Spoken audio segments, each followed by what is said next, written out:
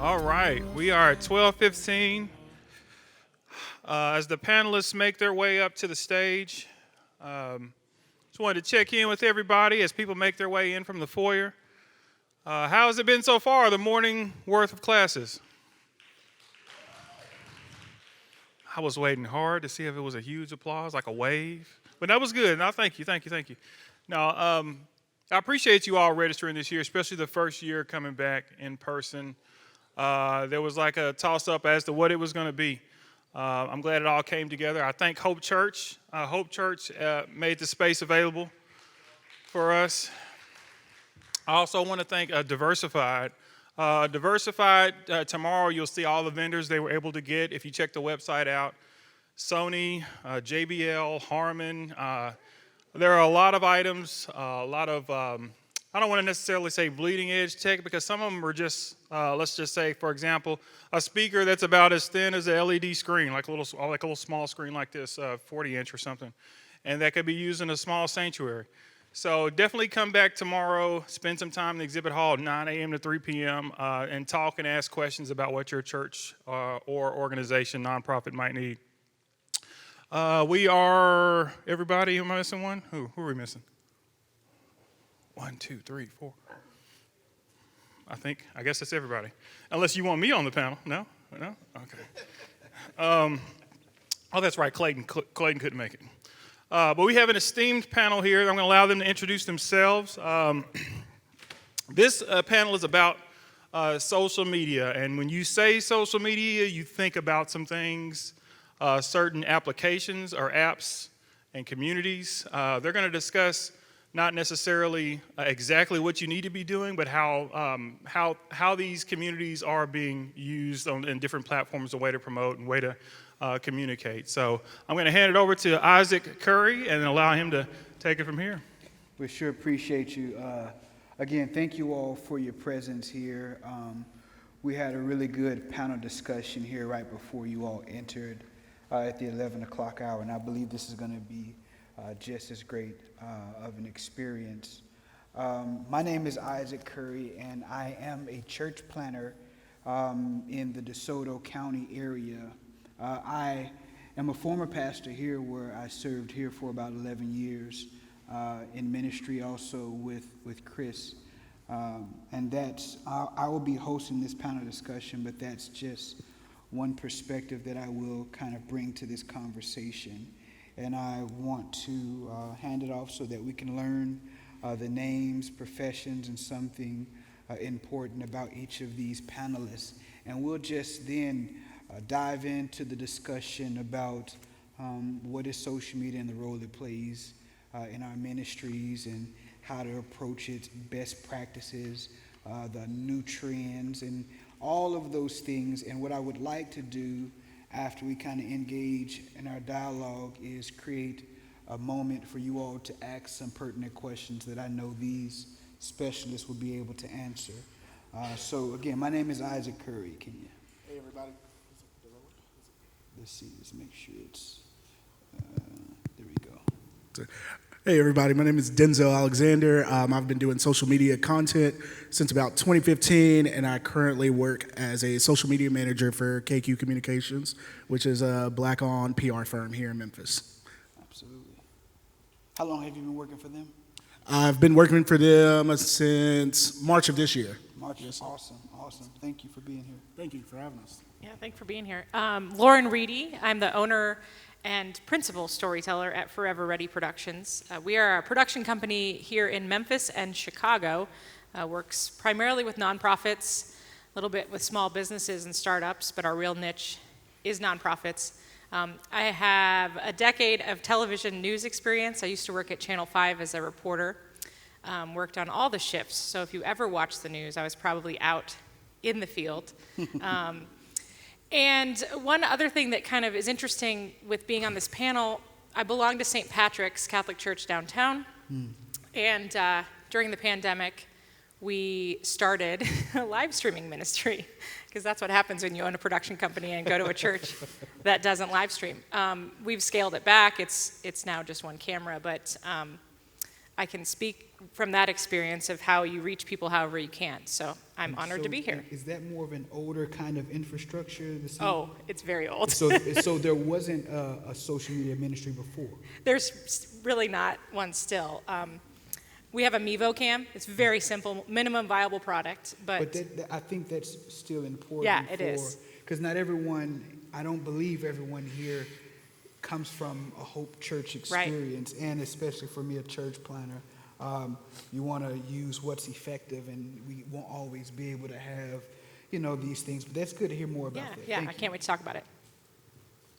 John Arroyo, Ruby Red Media, actually called Lauren before we got here today to coordinate our outfits. This is all you wear in production, black and red. She comes from TV. I come from radio. I spent 25 years as a radio show host, most recently in Indiana. And I was doing video on the side, and I decided, you know what? I could probably make more money doing video than I can radio. And it was true. We were blessed with our move here to Memphis. We've been here about 2 years now. I started my business 2 years ago. We specialize in video production and also vertical content. We're doing a lot of social media content right now. Vertical content is the stuff you look at on your phone, if that's on TikTok or Reels or anything like that. That's where we really hang our hat. Vertical content is what you call it. All right, I just learned something new. Thank you so much, bro. Looking forward to learning from this panelist. Yes, sir. Charlie Helms, I'm the CEO of WSN Live. We're all about live streaming, as you heard in my little spill earlier, and we're thrilled to be on the board here to chat and to answer any questions. I am so excited to be on this board with these specialists. So we will just jump on into this conversation about social media.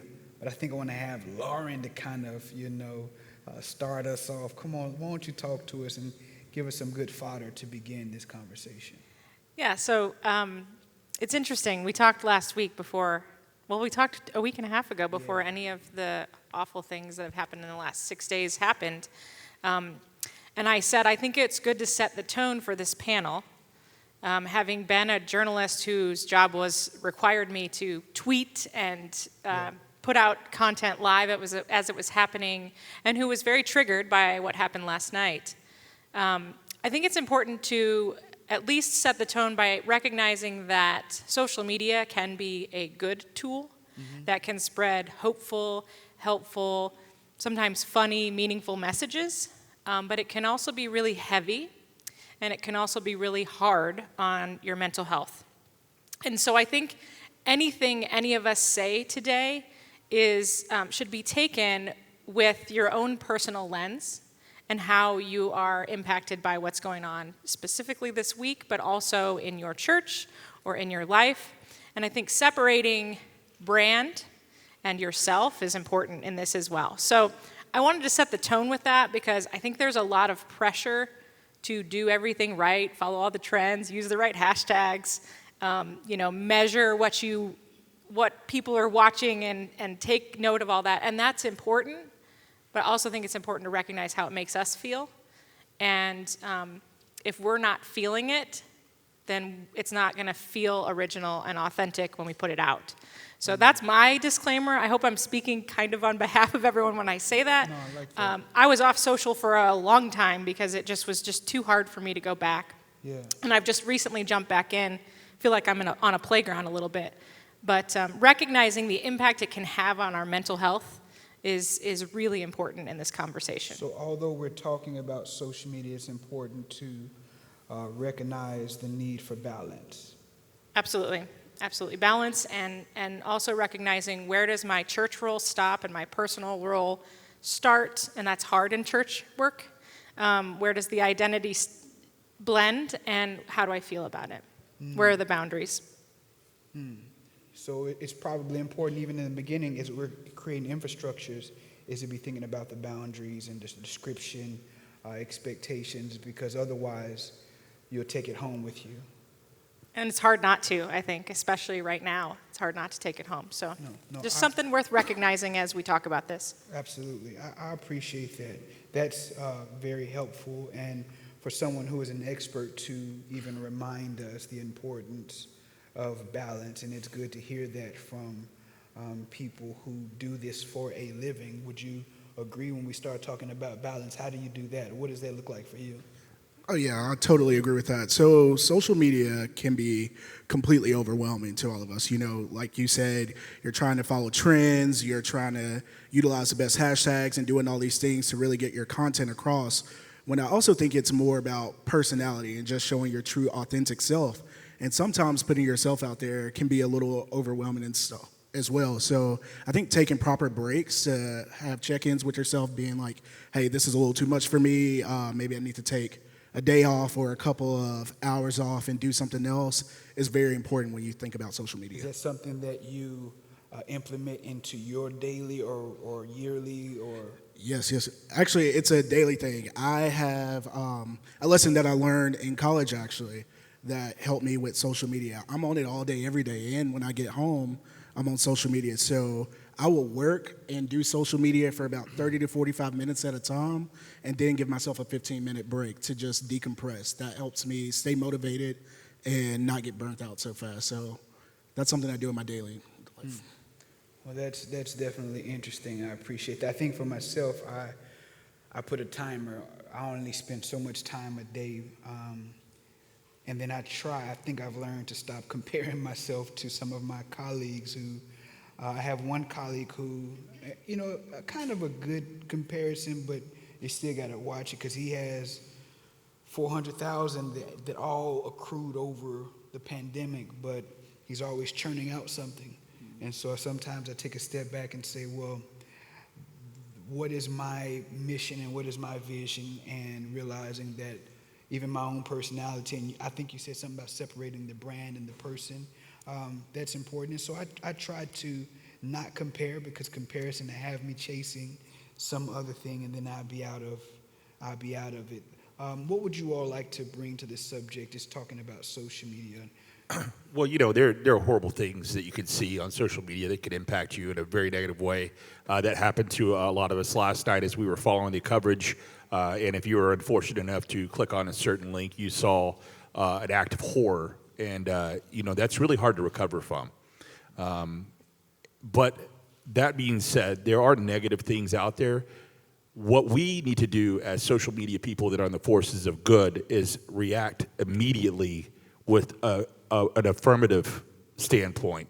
I had a conversation with the owner of a jiu-jitsu place here today, and we're planning on filming 18 pieces of short-form content for his judo place to show people how to defend themselves in certain situations. So I think it's very important to know that social media can be negative, but it can also be positive, and what you put into it is what you're going to get out. What you put into it is what you're going to get out. Say some more about that. Well, I mean, you know, there's a lot of negativity out there. Yeah. That can be balanced out with some positivity. You know, there are a lot of brilliant minds in this room. There's a lot of brilliant minds listening and watching this right now that have some positive things that need to be said, but they need to be said in the form that people can understand them. This needs to look organic to TikTok. This needs to look organic to Reels. These positive forces of emotion that you're putting out into the world need to be seen. They need to be heard. But we have to look like everybody else. If you don't look like everybody else, they're just not going to pay attention to you. Yes. Thank you. Charlie, since you are a turnkey service, no competitors, like how do you use, or what does social media mean, you know, for you? We look at it in two different ways. First, from the marketing side for our company, we use social media as targeting so that we can go and purchase, it's called a database of prospective clients. And we go in and take their contact information that they've put out there on the world to know, and we just drop little bits of ads about WSN. So we're using the social media to draw attention to us. So then that we get inquiries back in. They'll see our little ad and they'll go, let me think about it, and they go there. On the other side, we take social media with all of our clients that come on, and we try to get them to understand social media is about promoting yourself. It's about promoting your content, promoting what you're church is about or your business. So you utilize it that way. The platform itself for social media, be it any and all, like you were saying, you've got to take it in doses.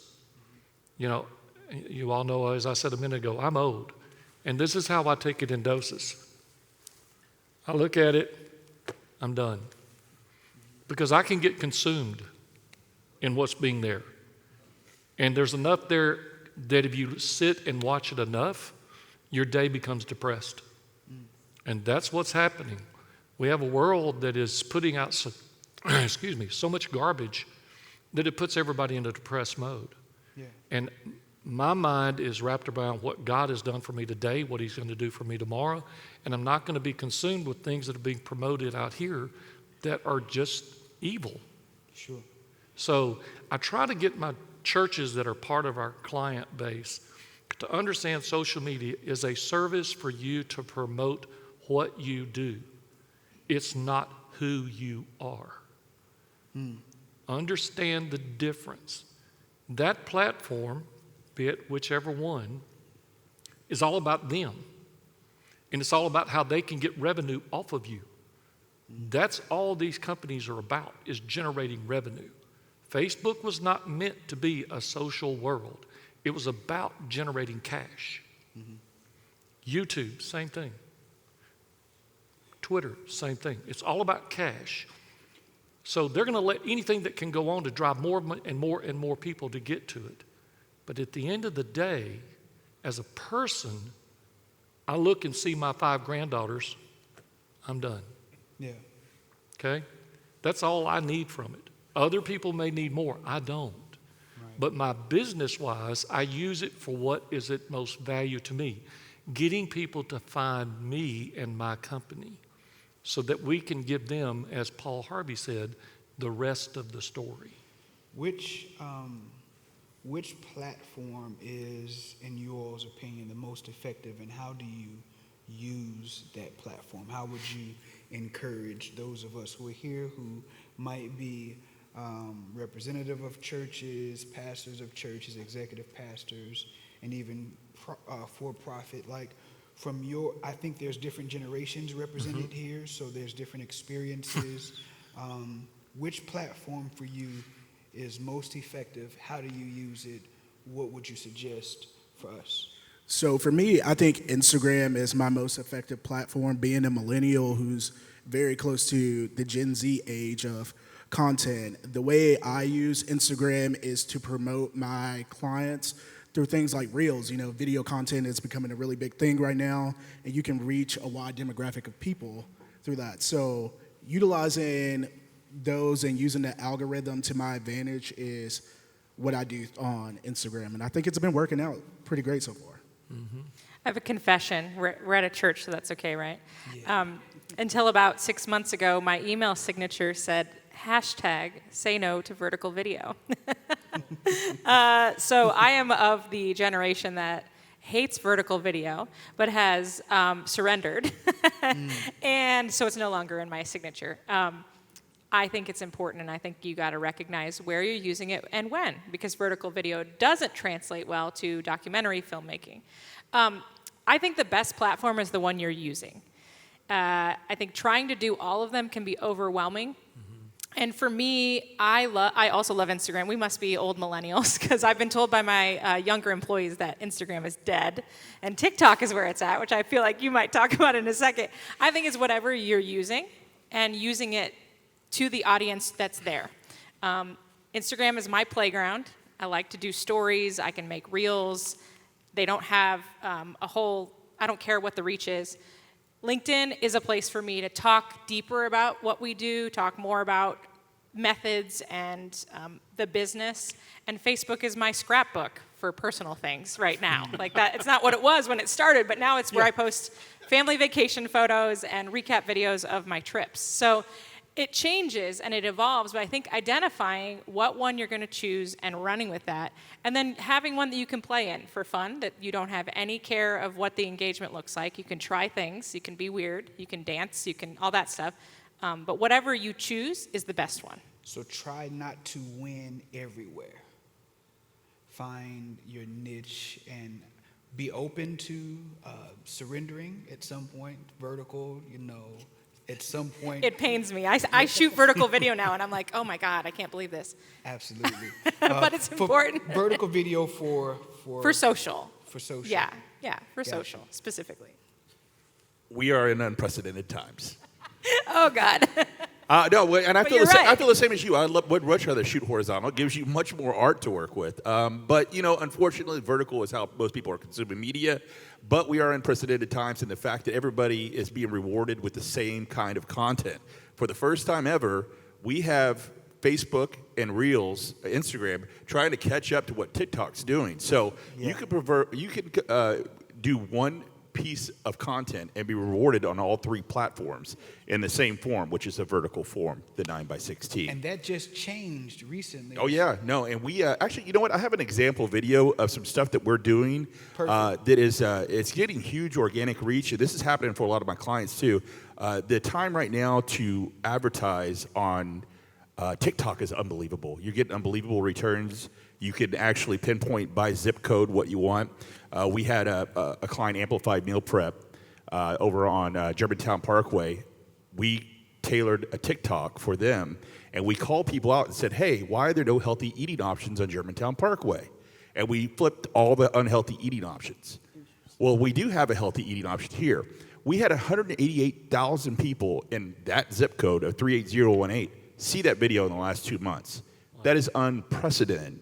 And there's so much opportunity there for us all to reach the people we want to reach. So don't sleep on TikTok for advertising. And I do have that example video if y'all want to check that out. It's just a piece of vertical content. Perfect home video setup. I'm going to tell you exactly what you need. You need lights, key light, backlight, ambient light background. You need a good mic. Hey, these are the best mics around right now. You need good sound. No, the sound from your phone's not going to cut it. You need a lavalier mic. I'll tell you exactly what kind. A Rode 2 Wireless Go is your best option. And no, you don't need a fancy camera. Does it help? Yeah. Phones these days are absolutely incredible, and they'll work for this kind of content. Would you like a list of everything you need? I have one available. Just reach out to us today. If you're too busy making money to make videos, DM us now. That was viewed 10,000 times. Say 10,000 times. that again. That was viewed 10,000 times. And that was organic. I didn't pay a dime for that. That was on one platform. That was just on Reels. I don't like that form of content, but it's being rewarded right now. If you're doing anything that looks like Alex Harmozy, you can look at him on Instagram and follow him. If you could create content like that, it's being rewarded right now, organically. Yeah, I recognize that on Instagram, the Reels, like you said, trying to catch up with TikTok. Before the Reels, I was producing certain videos that would get maybe 500, 600 views. Me too. Now I can show you one that got 77,000 views, and it's just a simple prayer that literally any other day I would pray, just get 500. What are you doing with 77,000? And so, but it's rewarding you to keep coming back. And then I'm the pastor who knows nothing about, I didn't realize you're calling it the Verto. That I know what you're talking about, but I didn't realize that's what it was called. But then I recognized that Facebook just changed it so that whatever I record here, I can actually put it to TikTok and I actually put it to Facebook. And so they're playing catch up. And so that makes sense, and that's good. Thank you for that advertisement. If anybody has anything, please let us know. Charlie, you want to respond, or did you have anything that you wanted to say? Well, the platform that we live on more than anywhere is LinkedIn, because we're in the professional environment, and that's what we're going after. I'm in about 8 groups, from athletic directors to coaches to superintendents. So that's where we live, and that's where we pretty much do all of our targeting. I'll do some targeting on Facebook, but not much, because that's a clientele that's not going to be a school. It's not going to be a college. It's individuals, and I'm more focused on that targeting source there.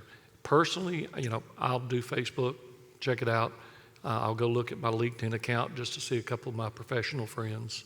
Yeah. But targeting for our business is where we get the biggest impact. Absolutely. And just putting out the correct words. So I want to say one thing about views. I think that's really important to acknowledge. Well, first off, did you pick a trending song? Is that why it got 77,000? Say that again. Did you pick a trending song? Is that why, like, You know what? I was curious. I had a follow-up. It was just an instrumental, Okay. you know, and it was one that I found way back deep in the instrumental. So I don't, you know, Who knows? I think it was the prayer. It was definitely the prayer. It was the prayer, That's what yeah. I meant when I Yeah, asked that it was- question. yeah, It's yeah. always the prayer. Yeah, What I was going to say about numbers and following those is I don't want people to be discouraged that they only get 500 views or 30 views. Or I subscribe to the philosophy that if one person sees your positive content, it's made a difference. Yeah. And it doesn't matter if it's shot professionally or on your phone. And so don't let low numbers or low engagement discourage you from continuing to do it, because consistency is key, and the message that you're sharing is important.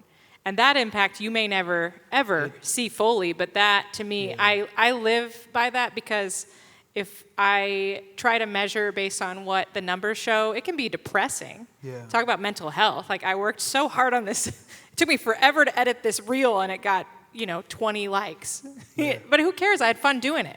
So I think that's really important to acknowledge. Absolutely. Thank you all. Is there a question, a burning question from anybody out here? Chris, you have a mic. Please raise your hand, introduce yourself right there. Give us your name, and please present your question to us.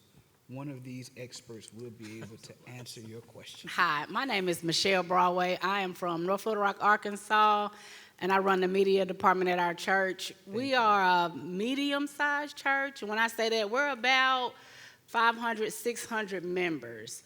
My question is, once I post, like I do like little skit videos of like the pastor preaching, we'll do flyers of like if something is up and coming, or, Wednesday night Bible study, then what do you post? Sometimes I feel like I run out of stuff to post, and sometimes I may be like days without getting on Facebook, like literally 7, 8 days. Because sometimes I think like I run out, like what do we do now? Yeah. That's an absolute great question. I'm going to see which one of our specialists would like to answer that. Yes. Yeah, I'll take that question. So a great thing about being in a church and content is you can use it over and over. So if you're posting something for a Bible study that's on a flyer, reuse that the next day on your stories along with a quick video to post on your stories. Like, this is how it went. Join us next time. This is how you can. Make sure that you use your old content to navigate them to what you want them to do. That's a great way to reuse content. Just keep pushing stuff out. Reuse it at least once or twice. I think it'll work to your advantage. And I would say, when you feel like you've run out of things to post, think about something that's right in front of you that feels really obvious to you, but might be interesting to your audience, or might take them somewhere or show them something they've never seen or expected. Oftentimes, the best stories are the ones that are right here. And we don't see them because we do it every day and it's our work and we're engrossed in our churches and the job we do. And if you share that with someone, they're like, wow, that's really impactful. And you're like, it is, that's right. Thank you for reminding me. So I would look right in front of you because it's probably right there, and that's probably what you need to post. Maybe your notes from today. Yeah. If I could add to that,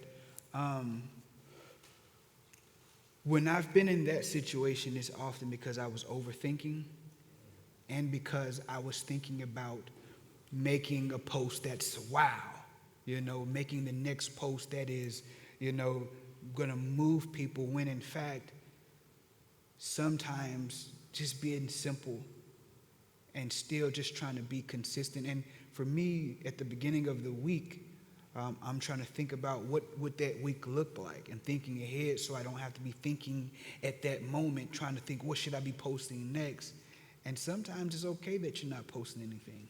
Like, don't beat yourself up over that because you want it to be organic. But yes, sometimes for me, I'm overthinking. Yes. Thank you for your question. Yes, ma'am.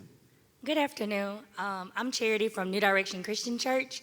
My question is, when it comes to incorporating sound and music to your reels and videos, where do you find it? Because right now I'm having an issue with when I put it on certain platforms, they mute it. So do y'all have any tips and advice of where I can get sound and music where they're not going to mute it on certain platforms? That absolutely sucks. You know, because YouTube would say we have royal free sound, and then you use that sound on Facebook. Facebook flags it, and then you got to go through this whole process of saying, "Hey, this is actually royal free." And then Instagram, all of a sudden, it's retro, going all the way back to old stuff, saying this is not qualified. And you're like, "This is old, and it is, you know." But what would you all say? Where would you go? Yeah, it changes every day. And if you're on social media, you realize it changes every day. You don't know what they're doing. Sometimes you get muted for no reason. One thing that I realized, though, if you're posting as a business, they'll mute you 99% of the time. So keep your profiles private or as a personal profile as much as you can to take advantage of that ability to go viral. And post on your business pages as well, but they're gonna not want your business page to go as viral as a personal page. So if you can't keep it personal, keep it personal. That's a good point. But it's good to know that he experiences that. For me, what I do, and so I think on Facebook, I have 3 different communities. I have a public page of about 18,000. Then my profile is 5, and then you have a community of 2,600. I treat all of them different. So sometimes I may have a video that I upload on Instagram, and I use one of their audios, one of their instrumentals specifically for that. And I may use that same video that doesn't have sound, and when I upload it to YouTube, I may use either one of their sounds or something that I have already created. So I just don't want to play the game, but I just use whatever is on Instagram. I use that, and it seems as though I'm still trying to figure out TikTok. I'm late to the game, you know. Like, I don't know what you know. I'm trying. I know that if you bring something to TikTok, you won't get a whole lot of push. But I play the game. So on Facebook, it's always changing. So it's not just you. It's just always changing. But I try to sometimes bring the YouTube royalty free, but it's always changing. We had that problem with church live streaming, music. Ugh, come on, catch up with the times. Will flag Yeah, everything. so what we did, this is really DIY. Remember, my church is like 100 years old, and the wiring is awful, and we printed out the rights to the music that we've purchased, and we hold it up in front of the camera. If you watch, you'll see my finger. Wow. I need a manicure. You see me hold it up for like 10 seconds, and Facebook's smartness, their AI, reads it, and then it doesn't get taken down. If we forget to do that, the whole service will get taken down because Brilliant. all our welcome is copywritten, and you're like, cool, thank you. So it's you just got to be mindful of that. We got one more question because my partner is telling me we need to wrap it up. Octavius over here. Yes. You gonna make me walk all the way over there? He said, "Hurry up." Okay. Good afternoon, everyone. My name is Artavius Veazey. I'm from here in Memphis, Tennessee. I'm the Digital Communications Coordinator at Mid-South Transplant Foundation. So my question is, I'm curious about how do you guys come up with your content? I know for me, I tend to take Mondays to create my content for the week. So I'm curious to know, how do you guys create your content? Or there's a process, like when you have a day where you create the content for a week, or you just create as you go? I'll take this first question. I think it honestly depends on the client. So with me, some of my clients, I'll create all of their content on Monday and schedule it to post throughout the week. But if it's not a client that's heavy or needs a lot of attention, I just do day by day. When I first get to work, I'll scroll through social media. I tend to follow brands and people who relate to the clients that I have, draw inspiration from them a little bit, and use that in my content as well, which helps me produce better content than I would have if I hadn't done that. So I prefer the day-to-day route, going in and posting to each one of my clients each day. That's good. Yes. Anybody else? I I think a brand or a business or a church should have a plan. So come up with that on Monday, and it's a theme for the week or whatever. I think personally, I believe the Holy Spirit can inspire me. I mean that personally. I don't have. I say I'm going to post at least once a week, something that's relevant and that helps my audience. But there's no. It's like I haven't posted at all today.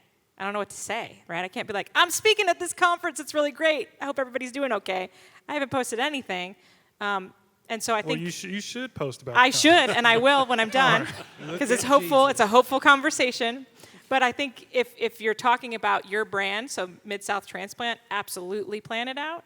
And if you're talking about your personal, and it's really just, I think if you're not feeling it, you shouldn't post, because it's not authentic. I don't sleep. I always think about content. I kid you not, 24/7, it consumes me. One thing that we found out with micro content, if you're creating those 15 to 45 second reels, if you're motivating, if you're educating, or if you're entertaining, those are the three things that do well. So you can put that into your bucket of thought. How am I going to motivate people? How am I going to educate people? And how am I going to entertain them? Entertainment by far is the hardest way to do it, but if you could do it, it has the highest payoff. That's my contribution. I can tell you what we do with our clients currently is that most of our schools and churches, they'll take over Mondays as a review day of what they've done over the past week.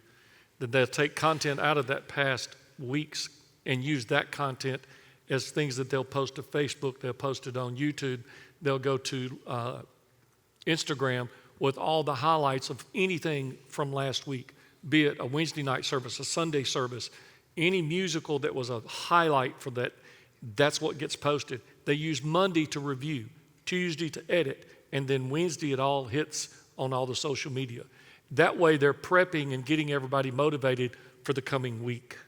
So that's just what we help schools and churches understand. All right, y'all. I've been given instruction that we need to keep it moving, so Chris is giving that sign. So everybody, could you please give a round of applause for our panelists? Thanks for having us. Thank you all so much for your time and your effort.